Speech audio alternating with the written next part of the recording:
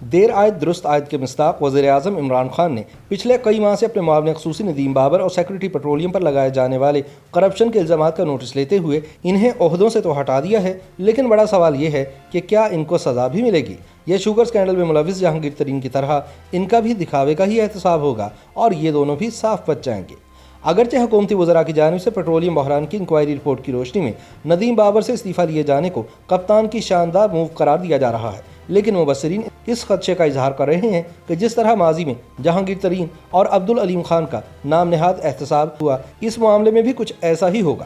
تحریک انصاف حکومت احتساب اور میرٹ کی تو بات کرتی ہے، لیکن آٹا، چینی اور ادویات سکینڈل کے ذمہ داروں کو کھلی چھوٹ دیے جانے کے بعد احتساب کا بیانیہ اپنی موت آپ مر چکا ہے۔ یاد رہے کہ وزیر اعظم عمران خان کے معاون خصوصی برائے پیٹرولیم ندیم بابر کی نااہلی کے حوالے سے جیو نیوز پر اینکر پرسن شاہ زیب خانزادہ مسلسل سوالات اٹھاتے رہے، لیکن تب حکومت کی جانب سے اسے بے بنیاد پروپیگنڈا قرار دیا گیا۔ تاہم اب ندیم بابر پر وہی الزامات ہیں جو میڈیا پچھلے کئی مہینوں سے دہرا رہا تھا۔ خیال رہے کہ گزشتہ برس 31 مئی کو حکومت کی جانب سے پیٹرولیم مصنوعات میں 7 روپے کمی کے بعد یہ بحران پیدا ہوا، جس کے بعد ملک میں تیل کی قلت دیکھنے میں آئی۔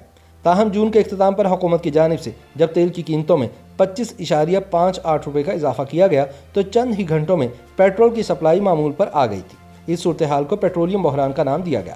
گزشتہ کئی مہینوں سے اس معاملے کی تحقیقات جاری ہیں اور اب حکومت نے مرکزی کرداروں کو عہدوں سے فارغ کر کے فورینزک تحقیقات کروانے کا اعلان کیا ہے تاکہ کرپشن کے ذمہ داران کے خلاف فوجداری مقدمات قائم کیے جائیں۔ 26 مارچ کو اسلام آباد میں نیوز کانفرنس میں وفاقی وزیر برائے منصوبہ بندی اسد عمر کا کہنا تھا کہ وزیر اعظم نے پیٹرولیم بحران کی جامع تحقیقات کرانے کی ہدایت کی ہے۔ اب ہمیں دیکھنا ہے کہ پیٹرولیم مصنوعات کی ذخیرہ اندوزی کیسے کی گئی اور کس نے کی۔ جہاں کمزوریاں ہوئیں، ثبوت کے ساتھ کورٹ کے اندر کیسز دائر کریں گے۔ ان کا کہنا تھا کہ وزیر اعظم نے اپنے معاون خصوصی برائے پیٹرولیم ڈویژن ندیم بابر کو عہدے سے استعفیٰ دینے کی ہدایت کرتے ہوئے وزارت پیٹرولیم کو تمام انتظامی فیصلے کر کے رپورٹ کرنے کا کہا ہے۔ اسد عمر نے یہ بھی بتایا کہ قانون سازی کے اندر ابہام پیدا ہوا کہ اوگرا اور پیٹرولیم ڈویژن کی کیا ذمہ داری ہے۔ ان کا کہنا تھا کہ پیٹرولیم ڈویژن اوگرا پر ذمہ داری ڈالتا تھا، ہمیں اس ابہام کو ختم کرنا ہے۔ اسد عمر نے بتایا کہ پیٹرولیم بحران کی تحقیقات کی ذمہ داری وفاقی تحقیقاتی ادارے یعنی FIA کو سونپی گئی تھی اور اس کی رپورٹ کابینہ میں پیش کی گئی، جس پر کابینہ کی 4 رکنی کمیٹی بنائی گئی۔ اسد عمر نے کہا کہ کابینہ کمیٹی کی جانب سے 3 مختلف حصوں میں سفارشات پیش کی گئی ہیں، جن کا پہلا حصہ ایسے ایکشنز کے بارے میں ہے جو مجرمانہ تھے اور ان کے خلاف کرمنل کیسز بن سکے۔ اس کے لیے ثبوت پیش کیے جائیں گے۔ FIA 90 روز کے اندر اپنی فورینزک رپورٹ مکمل کرے گی، جس کی بنیاد پر پروسیکیوشن کا عمل شروع ہوگا۔ وفاقی وزیر نے مزید کہا کہ جو مافیا عوام کا پیسہ لوٹ رہا ہے، وزیر اعظم اس کو بالکل بچ کر نہیں جانے دیں گے۔ انہوں نے بتایا کہ یہ وزیر اعظم کا مافیاز کو پیغام ہے کہ ان کا وقت ختم ہو گیا ہے۔ تاہم یاد رہے کہ جہانگیر ترین کا شوگر سکینڈل سامنے آنے پر بھی اسد عمر نے اسی طرح کے بیانات دیے تھے۔ اسد عمر کے بقول جن شعبوں کو چیک کرنے کو کہا گیا ہے کہ کمپنی نے کس حد تک انوینٹری رکھی، یہ بھی چیک کیا جائے گا کہ جو سیلز رپورٹ ہوئیں وہ درست تھیں یا پھر اصل اور کاغذ پر دکھائی جانے والی سیل میں فرق تھا، اور یہ فرق کتنا تھا اور اس میں کس نے مجرمانہ کردار ادا کیا۔ وفاقی وزیر نے یہ بھی کہا کہ کیا پیٹرولیم کی ذخیرہ اندوزی کی گئی تھی، اور ایسا ہوا تھا تو کس نے کیا تھا۔ یاد رہے کہ سن 2020 کے وسط میں لاک ڈاؤن کے باعث دنیا بھر میں پیٹرول کی کھپت میں کمی کے باعث قیمتوں میں کمی ہوئی، تو اس کے اثرات پوری دنیا پر مرتب ہوئے۔ انہی دنوں وزیر اعظم نے ٹویٹ کر کے دعویٰ کیا کہ جنوبی ایشیا میں پاکستان میں پیٹرولیم مصنوعات سب سے سستی ہیں۔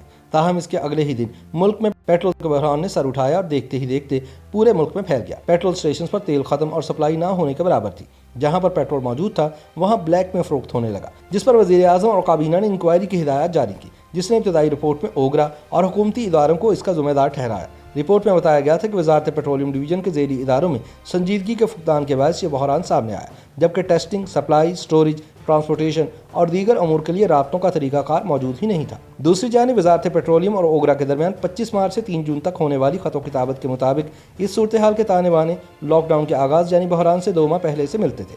لاک ڈاؤن کے باعث پاکستان میں پیٹرولیم مصنوعات کی کھپت میں کمی واقع ہوئی، تو 25 مارچ کو پیٹرولیم ڈویژن کی جانب سے تیل کی کمپنیوں کو تیل درآمد نہ کرنے کے احکامات جاری کر دیے گئے۔ آئل ریفائنریز کو بھی تیل کی درآمد کرنے سے روک دیا گیا، لیکن 10 دن بعد ہی وزارت پیٹرولیم کی جانب سے اوگرا کو ایک اور خط لکھا گیا، جس میں تیل کمپنیوں کے پاس اسٹاک نہ ہونے کا اعتراف کیا گیا۔ خط کے مطابق PSO کے علاوہ کسی اور کمپنی کے پاس تیل کا اسٹاک موجود نہیں تھا۔ اپریل سن 2020 میں گڈز ٹرانسپورٹ چلنے اور گندم کی کٹائی کے باعث پیٹرولیم مصنوعات کی کھپت میں اضافہ ہوا، تو 24 اپریل کو حکومت کی جانب سے تیل کی درآمد پر پابندی ہٹا لی گئی۔ 1 مئی سن 2020 کو پیٹرولیم مصنوعات کی قیمتوں میں کمی کا اعلان ہوا، تو 2 مئی کو PSO نے ملک میں تیل بحران پیدا ہونے کے خطرے سے آگاہ کر دیا۔ PSO ने ओगरा को लिखा था कि तेल कंपनियों के पास ज़ख़ीरा बतदरीज कम हो रहा है और कोई एक्शन नहीं लिया जा रहा। इस दौरान जब मुसलसल दूसरे महीने भी हुकूमत की जानिब से पेट्रोलियम मसनूआत की कीमतों में कमी का ऐलान किया गया तो 1 जून को DG ऑयल ने 1 जुलाई से तेल की कीमत में मुमकिन इजाफे की पेशगोई करते हुए इंतबाह किया कि कंपनियां पेट्रोलियम मसनूआत की कीमत में इजाफे का फ़ायदा हासिल करने के लिए तेल की फराहमी कम कर सकती हैं। इस इकदाम से मुल्क भर में पेट्रोलियम मसनूआत की किल्लत हो सकती है।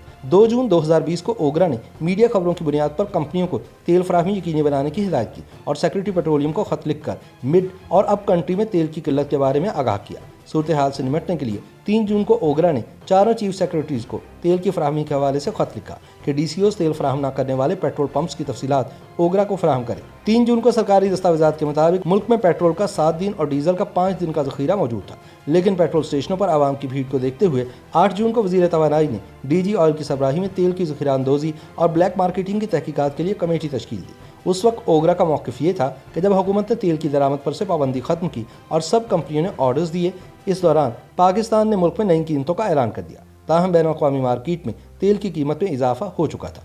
अब देखना यह है कि इस मामले में नदीम बाबर को सज़ा होती है या वो भी जहांगीर तरीन की तरह साफ बच निकलते हैं। YouTube पर गूगली न्यूज देखने के लिए youtube.com की सर्च बार में गूगली न्यूज TV टाइप करें। गूगली न्यूज के पेज पर सुर्ख रंग के सब्सक्रिप्शन वाले बटन पर क्लिक करना ना भूलिए। YouTube पेज पर अपलोड होने वाली वीडियोस से बाखबर रहने के लिए बेल आइकन पर क्लिक कीजिए। आपको हर नई वीडियो के बारे में नोटिफिकेशन मौसूल हो जाएगा।